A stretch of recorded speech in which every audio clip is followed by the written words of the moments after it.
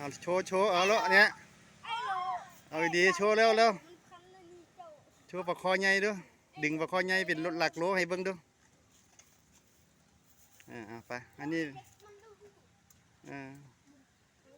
ทำให้เด็กมันดูนี่แล้วเอาอันนี้ไปยังน่ะก้าคันนี้ไปยังโอ้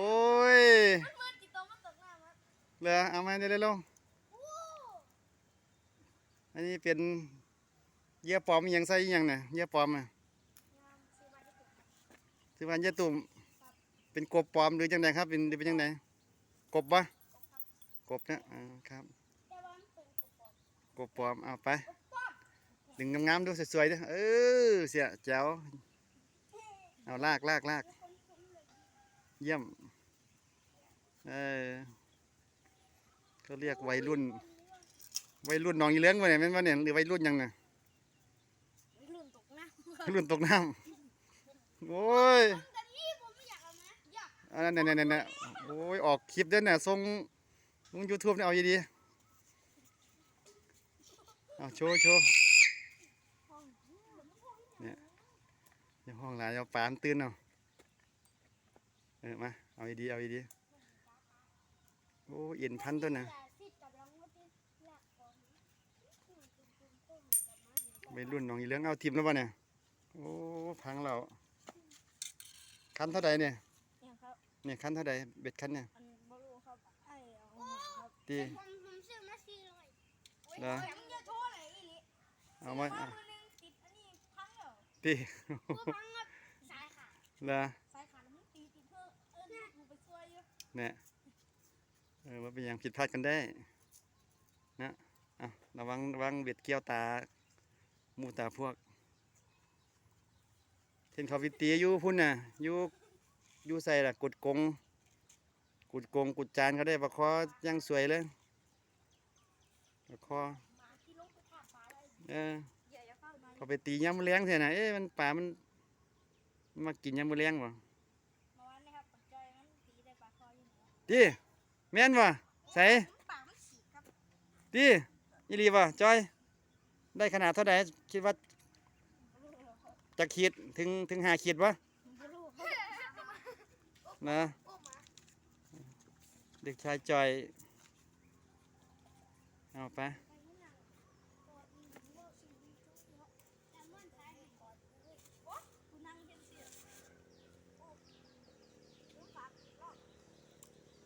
แถวนี้ปลาหลายเด้อลุงเนี่ย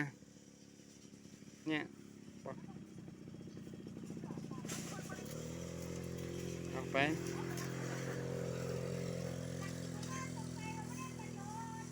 ปลาช่อนยักษ์เอ้ยหมาผู้ใดตัวนี้มันมักไล่คนกันเนี่ย2 ตัวเนี่ย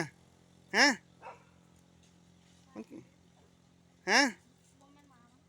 เต้ระวังเด้อมันไล่กัดเด็กน้อยวะเนี่ยระวังวัยรุ่นหนองยีเรื่องที่โอ้ยว่าจะมาเบิ่งปลาคอเนี่ยเอาว่าจะได้จากคลิปเนี่ยคลิปปลาคอใหญ่ล่างขึ้นครึ่งกิโล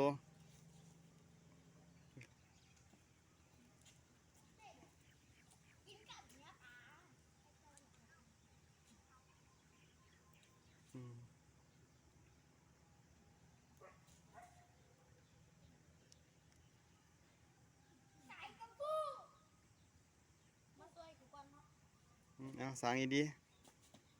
ไปช่วยกันระวังเบ็ดคร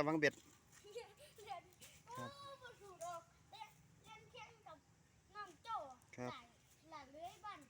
ช่วงนี้มันจังไรปิดเทอมหรือจังไรครับเนี่ยช่วงนี้ปิดเทอมป่ะหยุดดิเอาเสาร์อาทิตย์นะครับเดี๋ยวเปิดวันจันทร์นะไประวังเด้อได้ลงไปน้ำอันตรายครับหยุด2 วันเสาร์อาทิตย์นะครับมาจะมาเบิ่ง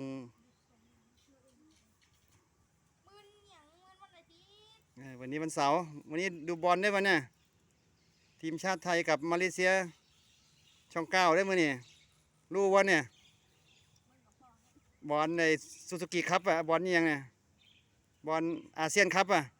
นะมือแรงดูบอลไปอย่าเพิ่งกลับค่ำกันละเนี่ยอากาศหนาวเย็นนะครับไทยกับมาเลเซียแต่ว่าไปแข่งบ้านมาเลเซียเด้อรอบรองชนะเลิศถ้าเกิดไทยชนะนะครับคือไปเตะบ้านมาเลเซียก่อนแล้วเขากลับมาเตะที่ประเทศไทยแล้วรวมผล2 นัดผู้ใดชนะก็เข้าไปชิงนะครับอีกสายหนึ่งกับอินโดนีเซียกับเวียดนามครับเด้ออินโดนีเซียกับเวียดนาม